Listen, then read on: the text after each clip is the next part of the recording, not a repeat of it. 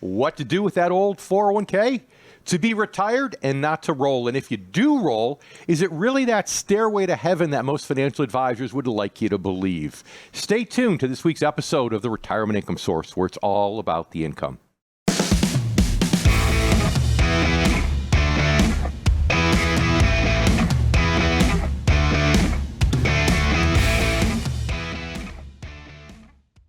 Welcome to this week's episode of the Retirement Income Source, where it's all about the income. I'm David Scranton, here with Sarah Samuels. And today, we're going to help you with that age-old decision as to what to do with your 401k.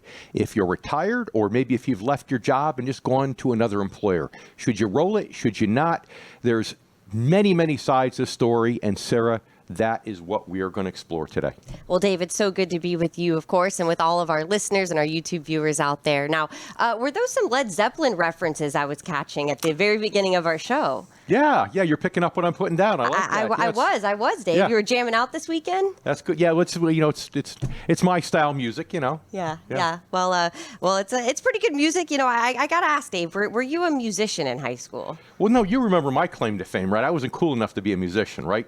Oh, I have a hard time believing that. I was captain of the math team and president of the chess club, and you can't make that up, right? In fact, the only reason I took up bodybuilding was so I wouldn't get my butt kicked. It was like a defensive measure in school. So it was like a self-defense mechanism. No, so I saved all my classmates by not being a musician because it wouldn't have been pretty. Yeah. How about you and Justin? Any musical talent?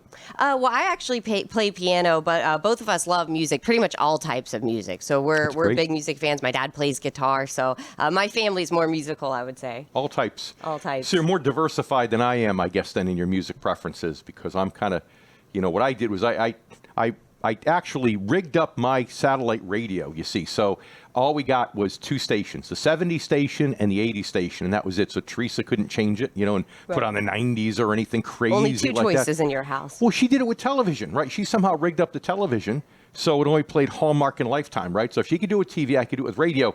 But then she invited some lady named Alexa in the house. And now Alexa does whatever she says. So if she says play like 2010 music, she plays it. So I guess I lost the battle on that one, huh? Yeah, well, now Alexa is actually in control of your house, Dave. Alexa, I know. Now I have to listen to two women. Now you got two women. Actually, three, to because you I'm around. here with you on the That's show. That's true. Right? You got a lot of women in your life bossing you around, Dave. But speaking of rolling over, let's get back to the topic of our show, Dave, and this decision to roll over your 401k. Yeah. Well, and I want to make it clear. It's not just 401k. Yeah. If you have a 403b, maybe you're in the medical profession or you're a teacher, right, a retired teacher. Or if you work for a municipality and you have a 457 plan, or the federal government, you have a TSP. This conversation today applies to all of you because they're very similar plans. They have slightly different limits as to how much you can contribute and maybe at what age you can take withdrawals or roll things over, but they're very similar in many regards, as you're going to see and hear right here on today's show. That's right. And we're going to talk about all of the different options that you might have and why you don't have certain options in those 401ks and those other accounts that Dave mentioned. But first, let's get into our Ask Dave question. Our first Ask Dave question of the show. It's from Cameron out in Mississippi. Cameron says, I'm approaching retirement. I have a lot of stock funds. I have a couple bond funds and I have a fixed interest fund, but it doesn't pay much. Dave, what should I do? Now, I assume, Cameron, you're talking about inside your 401k or 403b, and that's very common. That's very common. And I want you to think about why that is. And in terms of what you can do, I don't know enough about you right now, Cameron. I don't know if you're old enough where you could take a rollout of proceeds or whether that's an old 401k. So it's really hard to answer specifically without knowing more. However, the purpose of a 401k, if you think about it from an employer's perspective, is to attract and maintain individuals, right? Attract and maintain quality talent. So you tell me, Sarah, right? What types of people are most corporations trying to hire? Are they trying to attract people like you that can be there a long time? or old farts like me that might retire in a few years. Well, even though age discrimination is illegal in hiring, which we know, typically they really want the younger people, Dave. Right. Yeah. So they put options, Cameron, in a 401k and all those like instruments, primarily that are going to be attractive to someone Sarah's age. It's someone in their 20s, 30s, maybe even early 40s. So when you want more conservative options, like bond funds or like a fixed interest fund, they're usually very limited. If you want options that generate a high level of income, interest or dividends, again, they're very limited because they're not trying to attract you.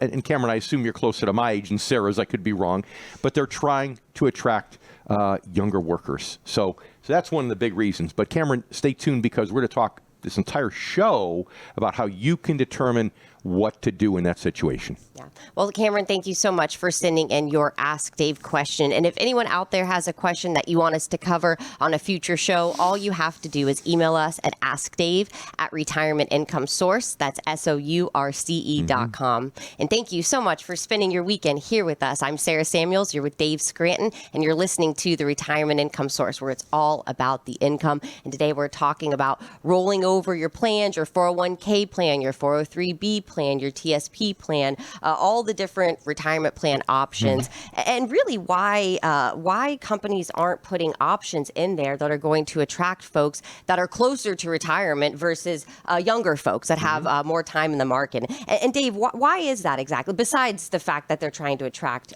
younger folks, why do most 401ks not have those kind of options? Well, I think part of it is trying to attract, have options in there that are appealing to younger folks. And I think part of it also is because when you retire, they'd really prefer you just take your money and roll it over to an IRA. Because a lot of people don't realize, and our listeners are smarter than the average bear. So I'm sure they realize that you can roll those 401ks or 403bs when you retire to an IRA, and it's a completely tax-free transfer. And it should be, in most cases, a cost-free transfer in total. And that's exactly what most employers want you to do because they have to pay administrative costs to manage that 401k. They have to do IRS reporting each year to, with each plan, and the more participants, the more it costs. So they don't want to support you. They just assume, say, hey, you're retiring, fine, go kick your money out after you, take your money, roll it over, and that's it. Because again, corporations are in the business of making profits for their shareholders or for their owners. Right. And you really shouldn't be relying on your company to manage your retirement for you, right, Dave?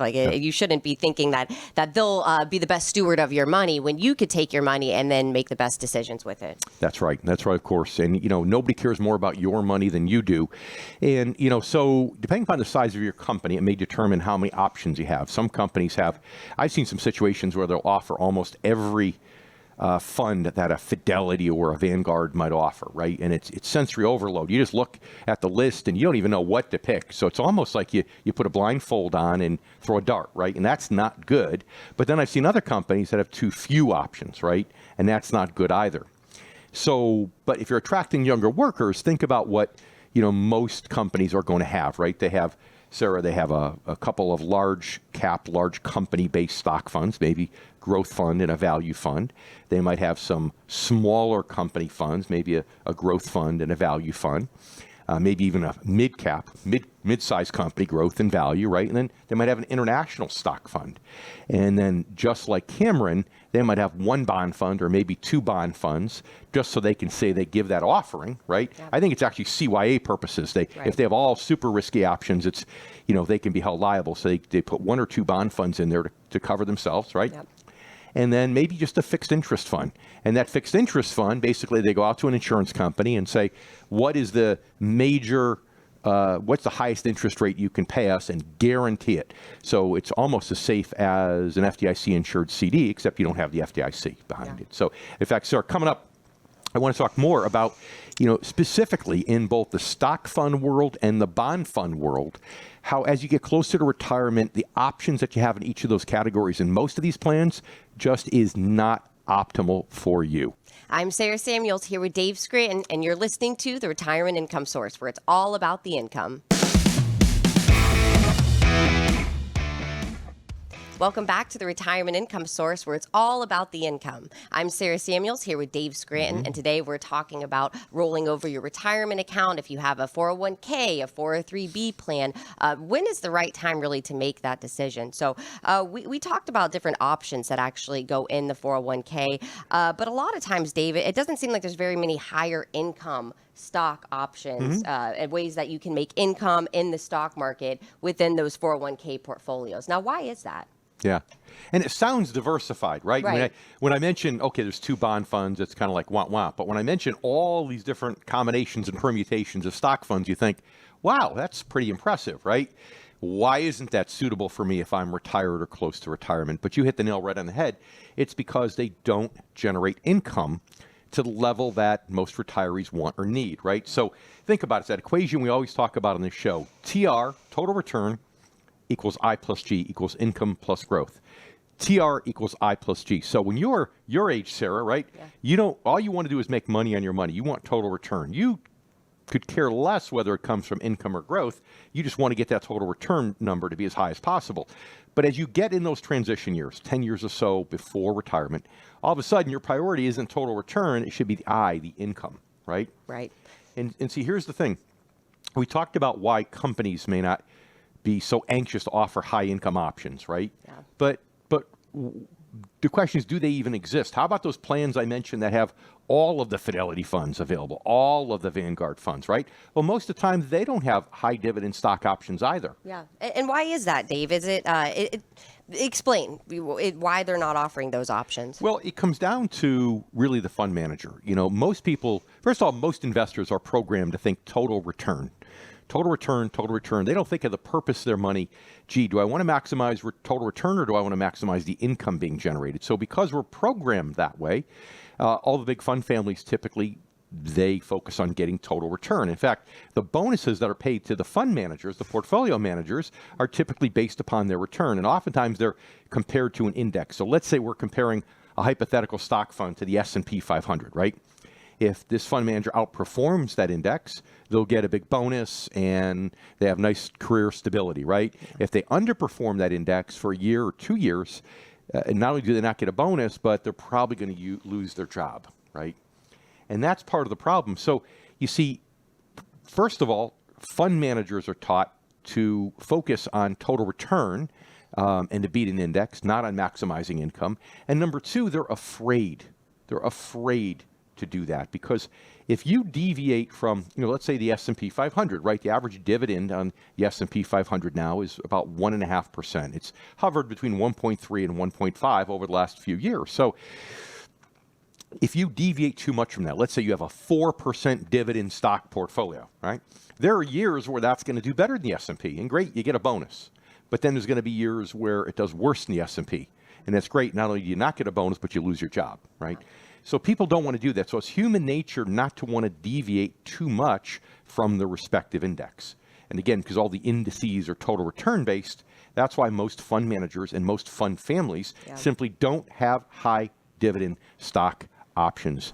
And that's true inside 401ks as well as outside 401ks. Yeah. Well, I think that highlights why it's so important to really work with an income specialist, someone that is focused on generating income and knows all of the different ways to generate you income in the stock market and the bond market and with other instruments out there. So, Dave, let's get into our Ask Dave question. We have Beverly out in Arkansas. Beverly says she is still working. She's still in the job force. She's about 10 years or so out from retirement. But she says, how do I know if I can roll over my 401k if I'm still at my company working?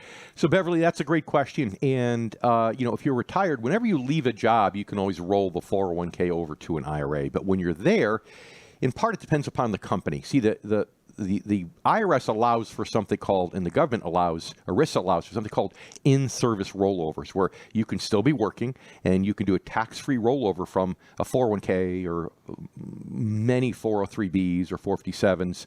457s are the least flexible in that regard, to an IRA with no taxes, right? But the age at which, first of all, now, whether or not you're allowed to do it depends upon your plan. Each plan has a plan document, and that plan document helps you determine whether or not you can do an in-service rollover, whether your company allows it or not.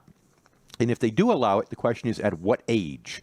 It seems as of late, the standards become age 59 and a half. Once you turn 59 and a half, a lot of companies allow in-service rollovers. If you're younger than that, then a lot of companies don't allow it. But some companies are age 60 or 62 or 55. So you have to go to human resources, Beverly, and you've got to find out, hey, do you allow in-service rollovers? And if so, at what age? Yeah.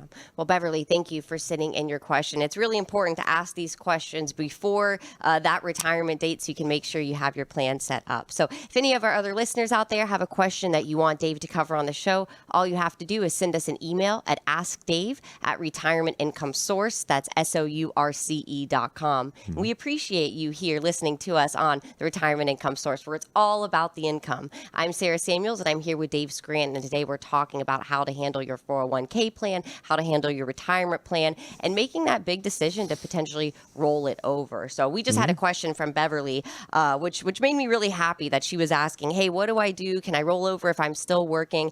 Because there was a recent Harvard Business Review study that came out, Dave, and it found that 41% of people cash out their 401ks when they leave their company. They just totally mishandle their 401k when they're leaving. So you're saying they cash it out, pay taxes, spend the money versus rolling it over to an IRA. Correct. And I was just going to ask you, Dave, why that's not such a great idea. And that's exactly why. So you're implying that if I didn't listen to the 70s and 80s Sirius radio station as much, maybe I'd be more informed by reading the same information you read, which is probably a good point. If you listen to more of the news like I do, then you might be more enlightened. Informed. Yeah. Okay, there you go. So yeah, I think there's a couple things that could be misleading about that. First of all, if you have less than a certain dollar amount, I believe it's about $5,000. That's right. You might be forced to take it out. They force you to take it. That's part of it. And most people at that level don't know to roll it over. And the tax impact isn't that big. But I think the other thing, what's happened over the last few years, is when people lost jobs due to COVID, in some cases they needed the money. Right. So they took it out and they spent it. And if you're not working 1 year and you're in a zero tax bracket, sometimes taking it out isn't the worst thing in the world because you might not pay any tax or pay very, very little, right? But for most folks, the answer isn't to do that. The answer is either to leave it there or roll it over to an IRA. And, like we just heard from Beverly, even if you're working, it may make sense to roll it over to an IRA. 401k plans are the most flexible. Again, it seems, and that started because of Enron and WorldCom, right? There were a lot of companies in the early 2000s that had a majority of that money in their company stock. It was almost forced. And then when those companies went belly up more than 2 decades ago, they realized, whoa, we've got liability here. We need to give them more options, including the ability to roll it out. So that's been the trend in the last 20 years. It seems like age 59 and a half is the standard with most companies if they allow in-service rollovers. That's the standard age at which they do. 403Bs, it's legislative. With a 403B, you're considered to have reached a triggering age at age 59 and a half if you're still working. And 457s are the least flexible because a lot of municipalities, politicians and the like, right, they just thumb their nose at the rules and they don't really care about the people. So they say, well, you got to keep your money here until you're actually retired. So unfortunately, they're the least flexible. So those are federal employees. Or even municipal employees, state employees, okay. Sure. So any government employees, That's got right. it. And maybe so maybe we should talk a little bit about, hey, what if you're getting close to retirement? What if your options are limited? What if you can't roll it over? What do you do, right? What's some advice for that? Because that's a really good question, Dave. Yeah, I think, this is where it gets a little tricky. It depends where you are. I've had people, let's say, we're age 56, where we try to do some damage control, right? So the question is, do you stay in those growthier options that focus on the G, not the I? Because you're behind the 8 ball and maybe you're 56 and you're not going to retire till you're in your late 60s? Or do you say, hey, I've saved enough money, I've won enough, I've scored enough points to win the game of life financially speaking, right? So if I go to a fixed interest fund and I only make 2%, I can live with that from age 56 to 59 and a half, right? So now you do that, it's a real defensive move, and then at 59 and a half, you could do your in-service rollover. And that opens up the universe of options. So again, it really depends upon where you are. Are you behind the 8 ball? Are you ahead of the curve when it comes to retirement? And it also depends upon your age and how far you are from being able to do that in-service rollover. Yeah. Well, we talked about why there doesn't seem to be very many higher income stock options within the 401k portfolio, but why aren't there very many good high income bond options? We're going to talk about that. Okay, that's a great question. And you know what? You might find the answer to be very, very intriguing. I'm David Scranton here with Sarah Samuels, and this is the Retirement Income Source, where it's all about the income. You're listening to the Retirement Income Source, where it's all about the income. I'm Sarah Samuels here with the host, Dave Scranton, and today we're talking about what to do when it comes to rolling over your account, when to make that decision, and it's based on a lot of different factors. So we talked a little bit about why there are no higher income options typically in a 401k in the stock market, but there doesn't really seem to be a whole lot of high income options in the bond market either, Dave, when it comes to what's inside a 401k. Yeah, unfortunately, you're correct. So let's start with a pop quiz. You Okay, ready? pop quiz. I'm excited. Okay. So if I'm retired, do I want to increase my risk or lower my risk as I get close to retirement? Well, we want to lower our risk. I want to lower risk, right? So what's more conservative, a diversified portfolio of individual bonds or a bond mutual fund? Well, Dave, I know the answer from listening to you for so many years, but I think our listeners out there, they might think that that bond mutual fund is actually the better option because we've really had it beaten into us that mutual funds are more conservative or safer. Yeah, and your entire life in your 401k, that's all you really had is stock funds and bond funds. So, gosh, if the funds are good for my company and all these employees, well, then my company chose them, they must be okay for me. But bond funds are a riskier option. So as you indicated, the more conservative option is a diversified portfolio of individual bonds, at least for those who have enough money to diversify, which roughly I'm going to put at $250,000. Yeah. Right? And why is that, Dave? Why are bonds safer than this idea of a bond fund or a bond mutual fund? Well, because when you own a bond, you have a contract, right? So you have a steady interest payment from that bond that you get for the entire term.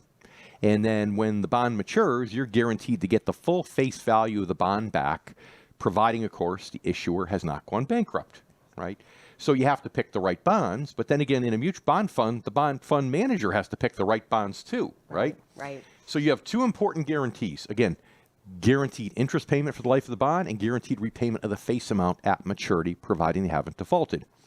Well, how many of those guarantees exist in a bond mutual fund is the question. How many, Dave? Zero. Zero. That's right. Zero. The income can and does fluctuate, and there is no fixed maturity date in a mutual fund at which they guarantee to pay anything back. So the problem is by buying a bond fund, it's actually riskier than buying a diversified portfolio of individual bonds. And, I found this when I was taking the test in 2016 to become an investment manager, right? Okay. And I'm surprised you took the test already, Dave, because you're a CFA, so you're already a fiduciary. You're already qualified to be a fund manager. Right. I've been in the business since 1987, so I Right. didn't have to take the test because as a CFA, like you said, I go manage a mutual fund, right? Right. So I don't need to take it. I was grandfathered, but I decided to take it because the tests are getting more difficult. I see a lot of advisors struggling with the test, so I decided to take it. And the interesting things when I was studying, I found in their definition of a bond mutual fund. You ready? Okay, let's hear it. They defined a bond mutual fund as the stock of a company that owns bonds. And that's exactly what it is. It even sounds riskier than a portfolio of individual bonds. So the problem is that's what you have in most of these 401ks and 403bs, virtually across the board. And frankly, that's what most advisors do too, because most advisors' business models are all stock market based. Right. They're not bond based. Right. And we talk about why bonds are more difficult to choose and everything, but they're more stock market based. So as a result, even when you want some bonds, they don't put you in the bonds. Even most financial advisors put you in the stock of a company that owns bonds, i.e. a bond mutual fund. Yeah, which is very different than what Dave and our income specialists do because they're analysts. They're a little bit they have a higher level understanding, particularly when it comes to generating income in a more conservative way. I shouldn't say safer, a more conservative way. Sure. So speaking of things that sound good but might not be so great, Dave, let's get into our question today in this block. So we have Kelly. She's out in Arkansas, and she says, Dave, I think it might be easier to just buy a target fund for retirement. target fund. Kelly, Dave, okay. can you explain what's a target fund, first Kelly, of all? okay, well, first of all, I love the way you and I have been together too long. I love the way you prefaced it. Things that sound good but might not be so good, right? Bernie Madoff sounded really good. His returns were spectacular, and On it turned out paper. to be not so good. And a target fund is no Bernie Madoff. It's a legitimate investment, Kelly. What a target fund basically is, if you say, I want to retire in 2040, they put you in a fund that has the appropriate amount of risk for a target date that's 17 years out. And as you get closer, it automatically reduces the risk. If you want to retire in 2030, then it starts more conservative, but over the next 7 years, gradually reduces the risk. That's a target fund. So the idea is set it and forget it. Now, there are times when that makes sense, and there's times when that doesn't make sense. I prefer to have a little bit more control than that. So it's one of those things that is okay for somebody who just doesn't have an advisor, who doesn't want to be active, doesn't want to learn anything, just set it and forget it. It's probably better than the alternatives, but with a little bit of knowledge, a little bit of learning, in most cases you could do better with other than your target date options. Yeah. Well, Kelly, thank you so much for sending in that question. I had never heard of a target fund before, so that was a really interesting concept actually to hear about and to learn more about. So if you have a question and you want Dave to answer it, all you have to do is send us an email at askdave@retirementincomesource. That's SOURCE.com. You're listening to the Retirement Income Source, where it's all about the income. I'm Sarah Samuels here with Dave Scran, and we're talking about when's the right time to roll over your account, your 401k account, plus other accounts you might have if you're a federal or municipal employee, plus why there aren't really great options in the stock market for income versus the bond market. And we just talked about Kelly having this target fund, this idea of a target fund where you say, I want to retire by this date, and the plan is kind of a sliding scale of risk as you get closer to retirement. It sounds a lot like a college savings plan to me, Dave. You know, when your child is born, a lot of people invest in those, I can't remember the name, but those accounts where it grows for the next 18 years or so, and then the child can use that money for college. You know, when the college plans came out, the 529s, 529, most there we of go. those had the same thing. They had the, you know, where it was like to set it and forget it, and now they've diversified more where you can have more control within there with different options. But the 401ks inherently have that control in most cases. Yeah. So you don't have to limit yourself quite in that way, because also in that fund, you know, they're not going to make changes based upon what the market's doing. So if the market's really, really high, and maybe you're 12 years out of retirement and you have enough points to win the game of life financially speaking, you know, they're not going to go ahead and say, oh, well, let's take some out of stocks and put some in bonds to get more conservative, right? It's not customized toward you and your goals. They treat everyone the same. And, you know, the one thing that, you know, that's true about personal finance is it's very personal. Right. Everybody has different goals, different time horizons, different risk tolerances. So what I always tell people is, look, become a little bit more knowledgeable, learn so you can actively manage it. You know, it's hard to go wrong when you're limited to mutual funds, because you're not picking individual securities, individual stocks or anything like that. You're not, you know, you're not betting on Netflix or anything like that. You're in these funds. So it's hard to go wrong. So study a little bit. Now, if you don't want to do that, some financial advisors can do that. Some financial advisors who are fiduciaries can actually charge you a fee. They might charge you a fee to manage that 401k, even though you can't move it out of the 401k. They're charging you a fee to manage it while it's there. And then when you get to the age of in-service rollovers, you can roll it out. And if you're commission-based, your advisor's commission-based as a broker, then the broker can't do that. The broker actually is not allowed to give you any advice on your 401k. And by the way, and it's called selling away. So it's actually, you can lose a license as a broker, as a commission-based financial advisor, for giving advice on somebody's 401k. And frankly, even if you were allowed to do it, guess what? There's no way that broker can get paid. But a true advisor, Sarah, who's a fiduciary, who charges a fee, can charge a fee and still coach you on how to allocate those assets in that 401k. Yeah. And again, that's why it's so important to make sure you're working with the right advisor for your stage in life, your transition in life, and making that transition to working with an income specialist that can get you to and then through retirement. So coming up, we're going to talk about one of the most important factors when determining whether it's time to roll over your account or whether you ought to keep that money in your plan. This is the most important thing. So if you've been listening to our show, we appreciate you sticking with us. But this is very important coming up. Yeah, so stay tuned. I'm David Scranton here with Sarah Samuels, and this is the Retirement Income Source, where it's all about the income. And welcome back to the Retirement Income Source, where it's all about the income. I'm David Scranton here with Sarah Samuels, and today we're helping you decide whether you should be rolling over that 401k, 403b, or 457 deferred comp plan, or whether you should leave the money there. And so far, we talked about both stock and bond options and why stock options oftentimes in 401ks do not produce a lot of a lot of income. They're more growth oriented. And even why bond fund options are often inferior inside 401ks. So Sarah, it's interesting, we talked before about music, right? And my Led Zeppelin at the beginning there. Well, you said your musical taste, if you will, is more diversified than mine, where I'm locked into the 70s and 80s, right? But what's your favorite? What's your favorite style of music, or genre, should I say? I think it really has to depend on the day, Dave, and what mood I'm in. I mentioned my dad plays guitar, and we're kind of a musical family. Are you saying that you have mood swings? Is that what you're trying to tell me? Oh, yeah, definitely. Well, sometimes, you need the upbeat song to get you going in the morning. Sometimes maybe you want a sad song when you're leaving work, you're stuck in traffic. But I really like all music. Maybe not polka. Maybe that's the only thing I couldn't get behind, What? Polka My people's music. Yeah, I'm sorry, Dave. I don't know. I don't know if I can get behind Our listeners may not know this with a last name like Scranton, but I am 3/4 Polish. So, of course, you have 4 grandparents, right? The only one who wasn't Polish was my grandfather on my father's side. So, thank goodness I could have gotten stuck with Jakubczyk, right? Or something like that I wouldn't be able to spell until I was in college. So, Dave, I know a little bit of Yiddish, but yeah. I think that's it. My Polish is not so good. So tell us, Dave, what's the most important factor if you're trying to decide whether to roll over your 401k plan or not?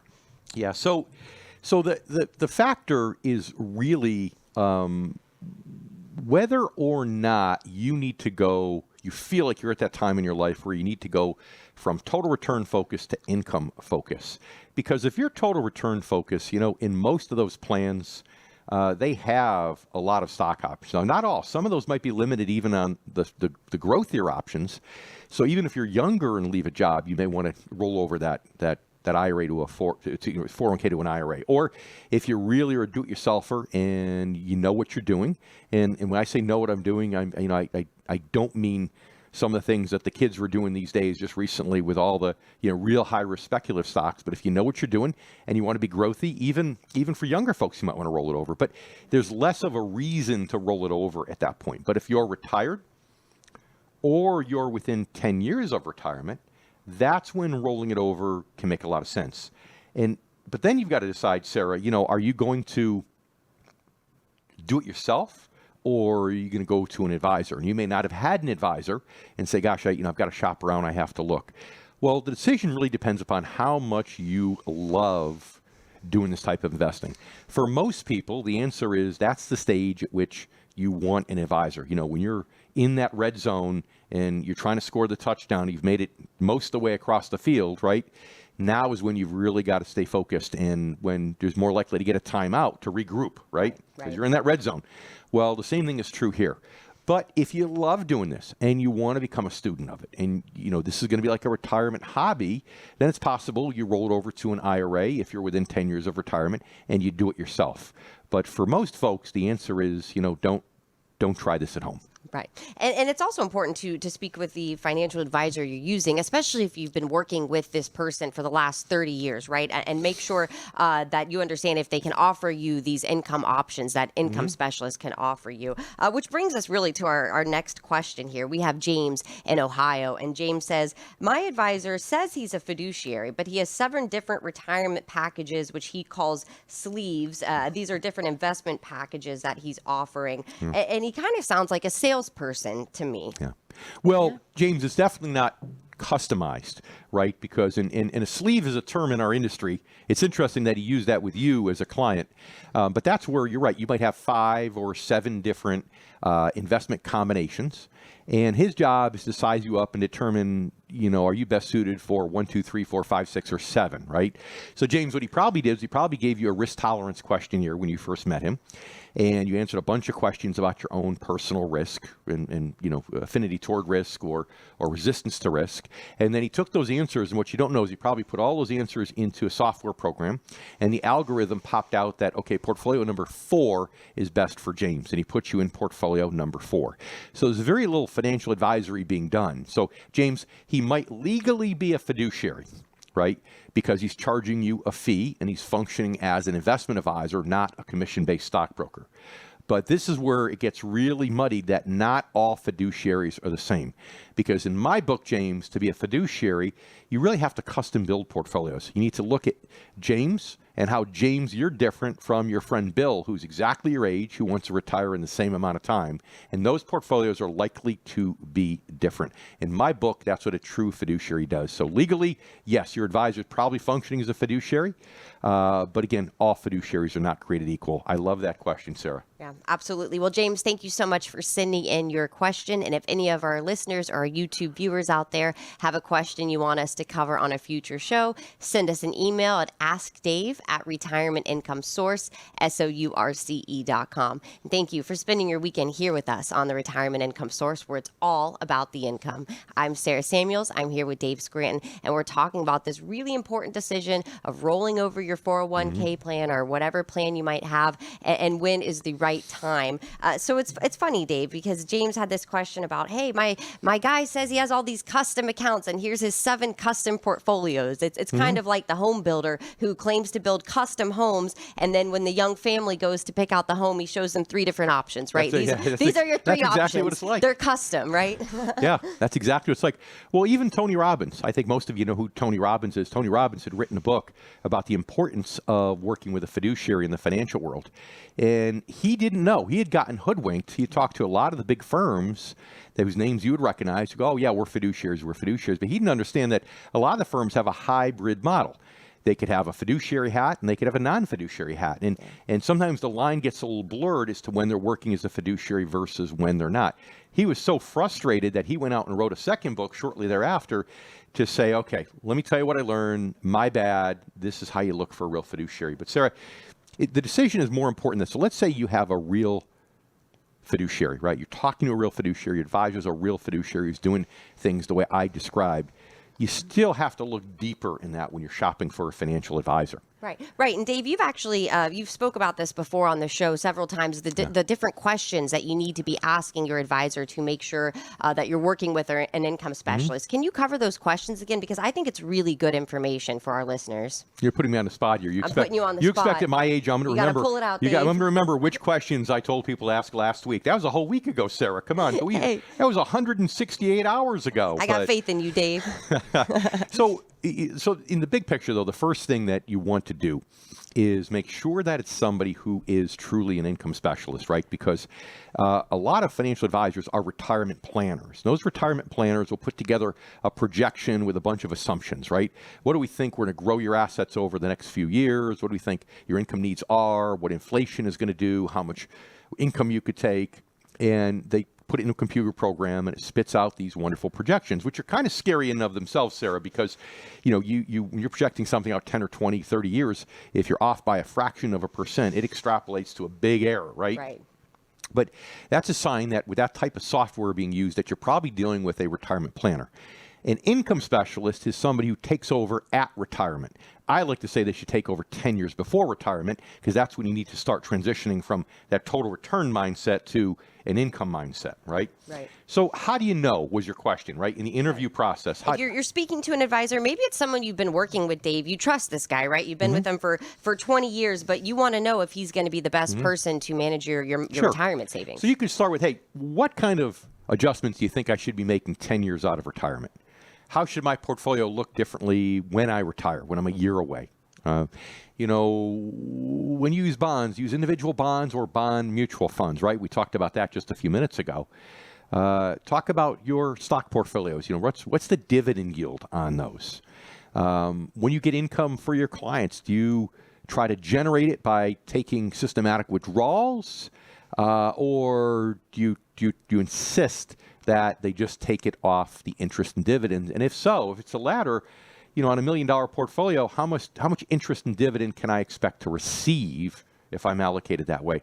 So again, just a few questions. So if you take everything we talked about today on the show, you can start to figure out, is this person really a retirement planner or an income specialist who's suited for you in the red zone? Yep. And like we like to say, don't try this at home. Turn to our income specialist. They can help you. They know about retirement and generating that income that you're going to need to make your retirement more stress-free and more enjoyable. So thank you so much for listening to our show today. And if you want to catch up on the show or maybe send it out to some of your friends or family, we appreciate that very much. All you have to do is go to our radio website, retirementincomesourceradio.com. Yep. And please join us next week. We look forward to being here with you. I'm David Scranton here with Sarah Samuels, and you're listening to the Retirement Income Source, where it's all about the income.